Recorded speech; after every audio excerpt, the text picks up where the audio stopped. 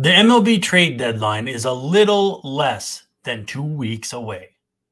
So we're going to get you ready with our idea of an ideal yet realistic Twins trade deadline. This is Locked On Twins. You are Locked On Twins, your daily Minnesota Twins podcast. Part of the Locked On Podcast Network, your team every day.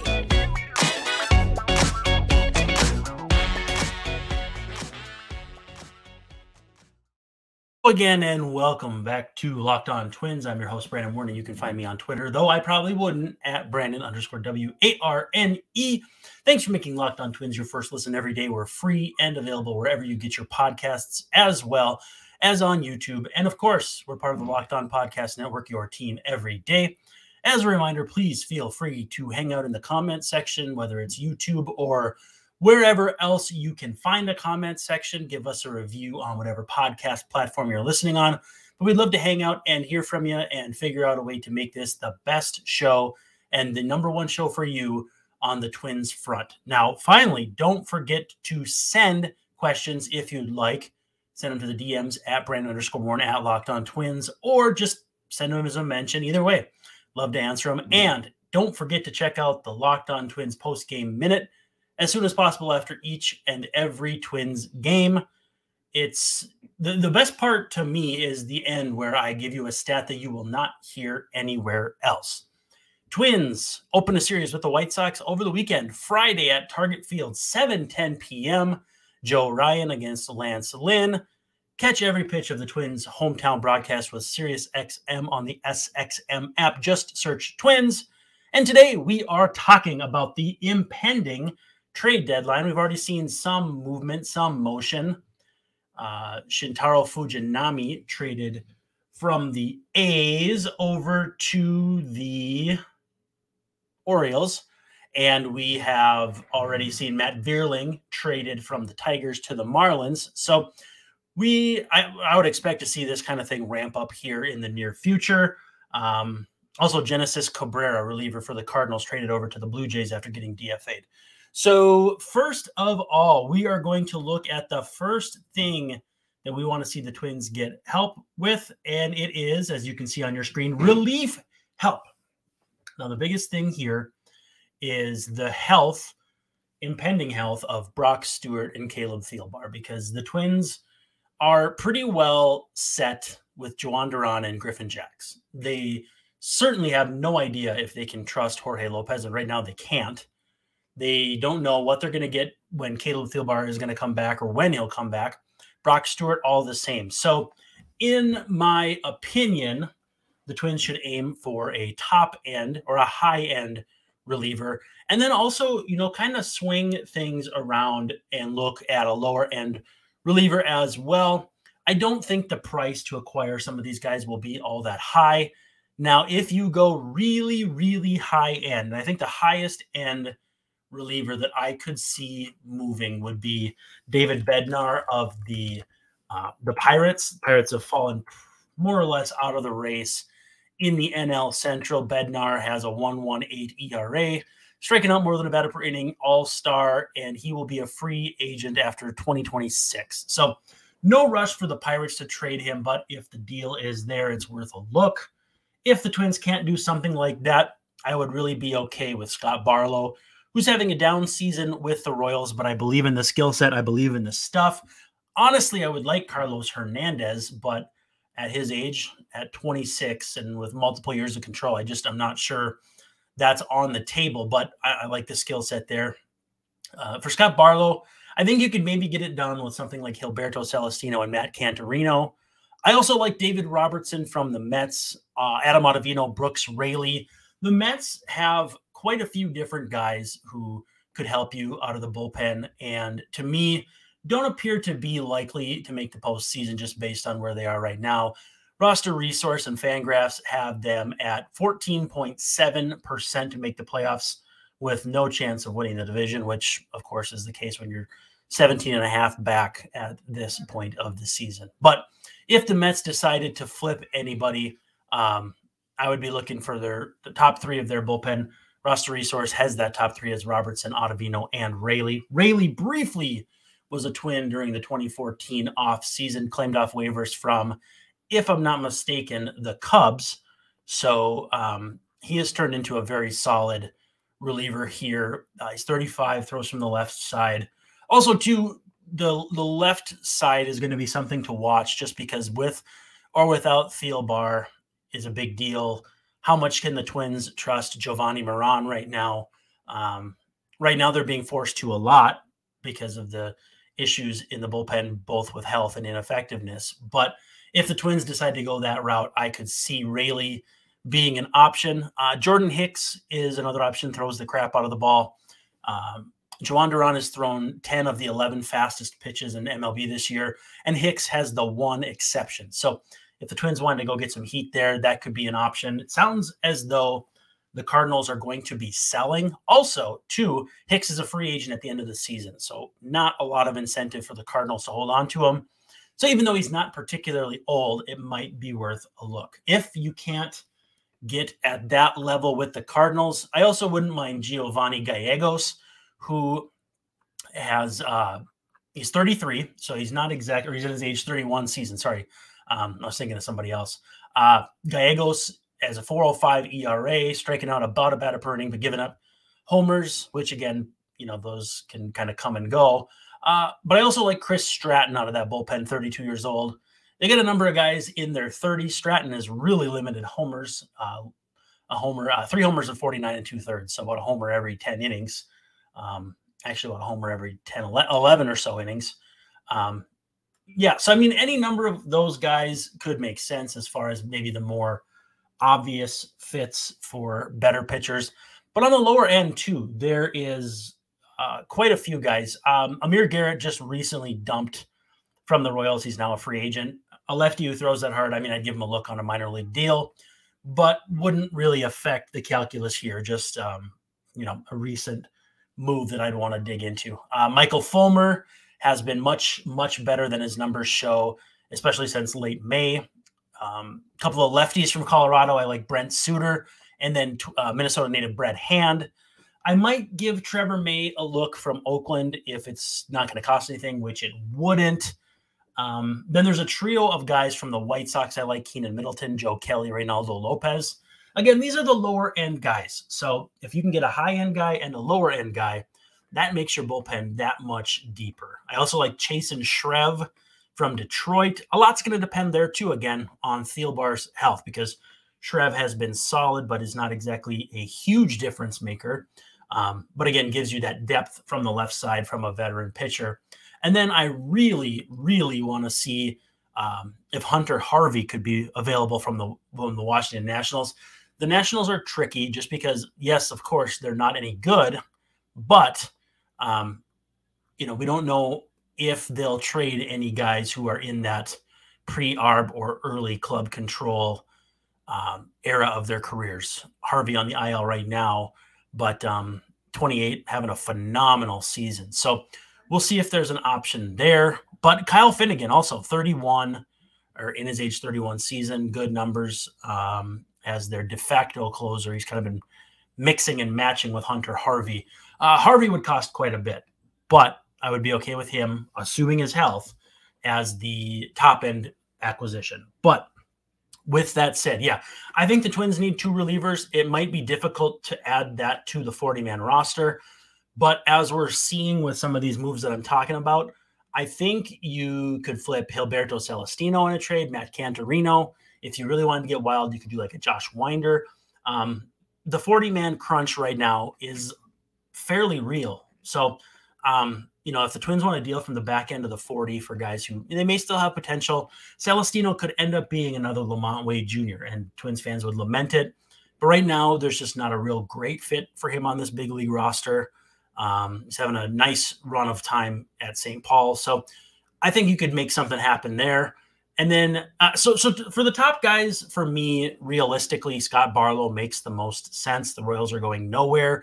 Barlow is in his age 30 season. He's having a down year. That, to me, screams Twins. It screams Twins. Twins love the idea that they can get a reclamation project. And Barlow's still To call him a reclamation project, it's not like he's Keenan Middleton coming off a ton of injuries or whatever. So I would lean Barlow, and then I really like Brent Suter, but I'd be okay with Reynaldo Lopez. Throws the living crap out of the ball from the White Sox. My preference here would be Scott Barlow on the top end, and then on the lower end, oh man, it's hard because Middleton's a free agent, Lopez is a free agent coming up, but it makes those costs not that expensive. Brad Hand too. I'm gonna go with Suter because I want to have a different look, kind of a funky look. So I'm going with Scott Barlow and Brent Suter. That's how we could have a very realistic first part with relief help. So we need to talk about eBay Motors, and eBay Motors are our good friends on the automotive side of things. For a championship team, it's all about making sure every player is a right, perfect fit. It's the same when it comes to your vehicle. Every part needs to fit just right. So the next time you need parts and accessories, head to eBay Motors. With eBay's guaranteed fit, you can be sure every part you need fits right the first time around. Just add your ride to My Garage and look for the green check to know the part will fit or your money back. Because just like in sports, confidence is the name of the game when you shop on eBay Motors. And with over 122 million parts to choose from, you'll be back in the game in no time. After all, it's easy to bring home a win when the right parts are guaranteed. Get the right parts, the right fit, and the right prices on ebaymotors.com. Let's ride. eBay guaranteed fit only available to U.S. customers. Eligible items only. Exclusions apply. So now we're into the bullpen, and don't get it twisted. We're talking about outfielders in the bullpen, which is going to be confusing, but we've called segment 2 the bullpen since the get-go. Now, again, thank you for making us on Locked On Twins your first listen every day. If you're an everydayer, make sure to check back later. We'll have report cards for the Twins pitching staff. We did position players last time out. We're going to try push out pitchers here before the weekend. And then we're also working on some stuff for the White Sox series. Got Marty Cordova coming down the pipe here too as well. So stay tuned. We have a lot of fun stuff. Twins White Sox opening at Target Field Friday evening, 7:10 p.m. It's going to be Joe Ryan against old friend Lance Lynn. Lance Lynn could be a pitcher on the move. Wouldn't be surprising if this is his last or one of his last starts with the White Sox. But you can catch every pitch of the Twins hometown broadcast with Corey and Danny with SiriusXM on the SXM app. Just search Twins.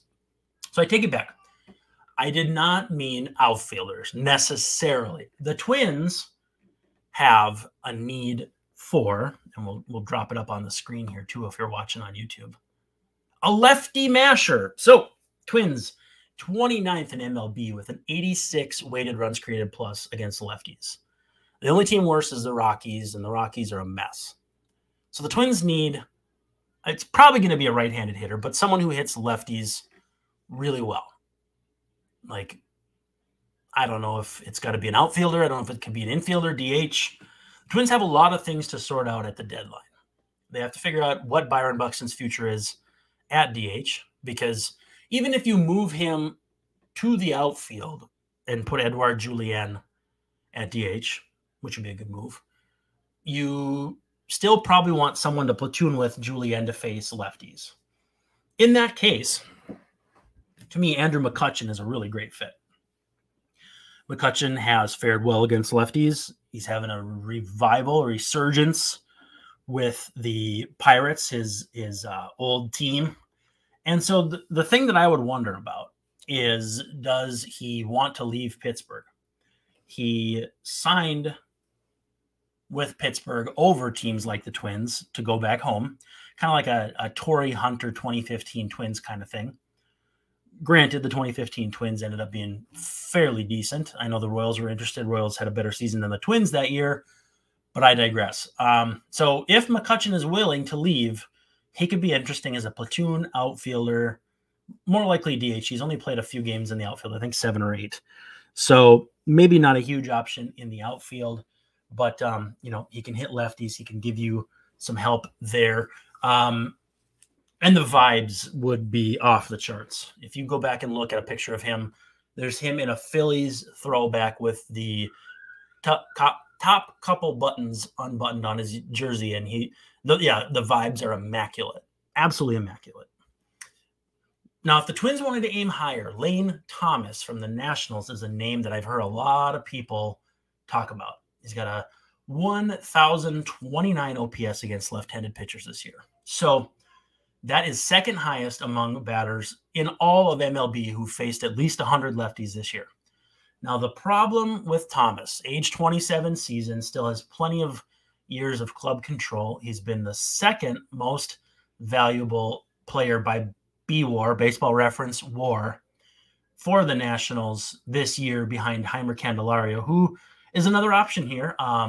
He's been a good defender. He's hit. It'd be interesting to see if he'd be an option for the Twins. Does not hit lefties quite as well, though. So might be a bit of a square peg, round hole situation, but Twins not in a spot where they shouldn't be looking for good hitters. So Lane Thomas, though, I don't like the MLB Trade Values website, but they have a very favorable opinion of Lane Thomas. I looked at it just to kind of get a feel for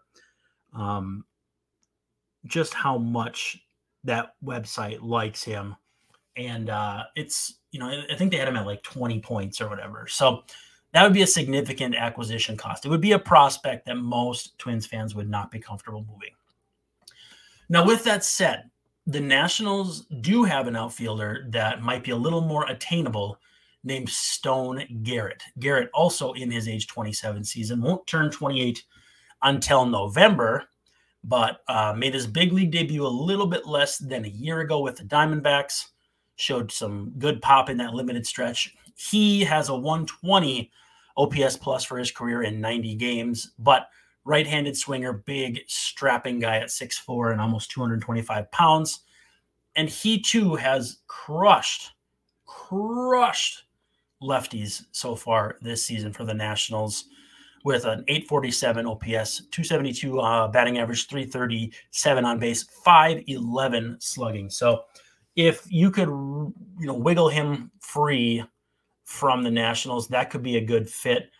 Again, too, though, that roster crunch, you're going to have to figure out what to do with all these outfielders. But the Twins need help against righties or lefties, probably from the right side. So to me, Stone Garrett could be an option. If we move into the dirt, actually, table that thought for a second. Tommy Pham is another option, 889 OPS against the lefties. Mets likely going nowhere. Again, as we said, Mets with a playoff odds of 14.7. That's the fourth highest playoff odds in the NL East, behind the Marlins at 51.4, Phillies 63.7, and of course your Braves at 100%. So if the Mets decide it's not happening, or if they just want to part out the back end of their roster, Tommy Pham could make sense. I don't know how he's viewed in circles as far as a clubhouse guy. Obviously we have the well-documented fantasy football dust-up that he had. But with that said, the other thing, too, is at this point in the season, how much do you want to upset the cart and the team by going and getting a guy who may or may not be popular in the clubhouse? But Tommy Pham would give them something they need. Now, if we come in on the dirt, this is a guy the Twins were interested in this offseason, and it puzzled us a bit, but they ended up signing Donovan Solano, but I think this guy would have filled a similar role. Justin Turner from the Red Sox could be an interesting fit. He's got a player option for next year for like $14 million. The buyout's like $6.5 million. So the man's going to get his money. Turner's hitting third, DHing a lot for the Red Sox. He is, though, playing a little bit of second, a little bit of first, and some third base, too. So that versatility would help quite a bit. And before you say, well, isn't he like almost 40? Yes, he is. And the Red Sox at 5 games over 500 are not dead. They're about 25% to make the playoffs. In fact, every AL East team is 25% or better. So are the Red Sox willing to make this kind of move? Unclear. But with that said, Turner, 972 OPS versus lefties. The player option could be tricky, but Boston could kick some cash in if they felt like they needed to. Or, the Twins could honestly just take on all that and probably get him for very little. So the help in the infield with Turner playing some third, first, second, whatever, you'd have to make sure he's not superfluous with Solano, which I don't think he would be. And again, the tough thing here is knowing who would jump off the 26-man roster, the 40-man roster. The 40-man is full and very, very like the bottom of the 40. To me, there would still be some difficult cuts. So if you can figure that out, Justin Turner, I like a lot. And then also Jesus Aguilar, who was dumped by the A's, is in the minors with the Braves. 882 OPS against lefties this year. He'd be super duper cheap as kind of a fill-in, whatever. But really first base DH. So you would need to know that Buxton can play the outfield. You would need to know that maybe Alex Kirilloff's going to play more outfield as well. I don't know. But that was a name that stood out to me as a super duper attainable, cheap option for the Twins. And, a DH platoon of Jesus Aguilar and Edouard Julien could really be good. And again, very, very cheap. Twins, White Sox, Target Field, Friday, 7:10 p.m. White Sox kind of on that death march, seeing who they're going to trade, seeing who they're going to keep, seeing where the season will end, and seeing where they go from here. But you can catch every pitch of the Twins' hometown broadcast. It's Joe Ryan. It's Lance Lynn. Just go to SiriusXM on the SXM app and search Twins. We're coming down the home stretch here, and this is where things get wild. Well, not that wild because I'm not that wild. But the guy that I'm really, really honing in on, and on first glance, probably won't make a lot of sense to a lot of people. But the Twins just saw this guy. Ty France. I like Ty France. I like Ty France a lot. This year in the big leagues, he's played mostly first base. He's done a little DH duties. The numbers are not great. 688 OPS, 18. He's been hit by 18 pitches, grounded into 15 double plays. But a 95 OPS plus 688 raw OPS. He was an all-star last year, has played a bit of basically the same things as Turner, first, second, third. He's in his age 28 season. He's going to be going to arbitration for the first time this offseason. He's a free agent after 2025.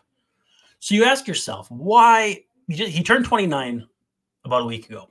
You're asking yourself, why on earth would the Mariners, who are trying to find their way, trade Ty France? And I'm here to tell you, Jerry Dipoto is the answer. You can never be sure what Jerry Dipoto is going to do. And to me, France gives you a guy who can really, really hit when he's going well. I don't know how much of a quote-unquote discount you get on him for someone who's not playing well this year, but 831 OPS against lefties. So for the season at the very least, he's hit lefties very, very well. And for his career, 792 OPS, again, fairly solid. But just a guy who can play all over. He's kind of a bit unheralded, maybe a little underrated.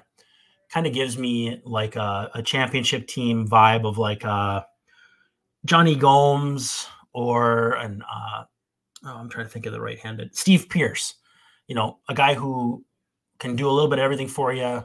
May not be your best player, definitely isn't your worst player, but is going to help you for sure in a number of different spots. So I would like to see the Twins, if they aim high, go with Ty France, who, again, down season, but we don't know what Jerry Dipoto would want in a trade like that. That's maybe where, a trade would get a little uncomfortable in terms of what it would cost. Now, if we're assessing the Twins, we also have to assess, what the Mariners might want back in a trade. Now, to me, that might be something as simple as maybe Jordan Balazovic. If they want some bullpen help. Their bullpen's pretty solid, though. They're going to want something that's a little longer-term help, which is why Balazovic comes to mind. Sands, Brett Hedrick, any number of guys who are going to be around for a while and can probably give a team a boost. But it's going to take a few of those guys or maybe a top 10 prospect, maybe Matt Wallner, if they really like him. This is where it's going to get uncomfortable, though, in terms of value in a trade. But to recap, this is what I want to see the Twins do at the deadline. Go get Scott Barlow. I would allow David Robertson. I would be more than okay with David Robertson. Either or. And then a lower end arm like Brent Suter. I would allow Michael Fulmer. I'd be fine too. Keenan Middleton. We listed a bunch of them, but we're going to go Scott Barlow, Brent Suter, and then Andrew McCutchen. If I didn't make it clear, Andrew McCutchen would be my target as far as someone who can hit lefties. And then Ty France. So I might have otherwise gone with Justin Turner, but you can't get two guys who play only infield. If you don't get France, and again, that's a very, very unlikely move to happen, Turner makes plenty of sense. Again, Stone Garrett makes sense for cheap if he's reasonable. He doesn't have much service time, and his numbers are pretty good. So I'm not as convinced that Garrett is going to be that reasonable of an option. So Aguilar, Pham, et cetera. I'm going McCutchen because of the vibes, veteran leadership, like a modern-day Torrey Hunter.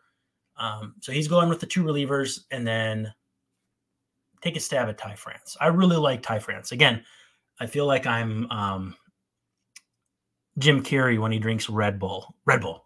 You got Red Bull. Ty France. I want to see the Twins get Ty France, but it's not going to happen. With that said, Ty France, Andrew McCutchen, and two relievers, either Scott Barlow or David Robertson, and either Brent Suter, Michael Fulmer, Keenan Middleton, etc. If you have opinions, please feel free to share them either in the comments on YouTube, send them to me on Twitter at LockedOnTwins at Brandon_Warren, all that fun stuff. Thanks for making us your first listen every day. We're going to have report cards for your pitchers coming up here, hopefully later in the day. But make sure you check out Locked On Twins on Twitter at LockedOnTwins at Brandon_WARNE. Hit that subscribe button on YouTube. We love to have you there. Thumbs up helps us as well, gets us into more households, more people watching, which is better for the show. Anyway, this is Brandon Warren signing off saying thank you so much, and don't forget to stop by tomorrow.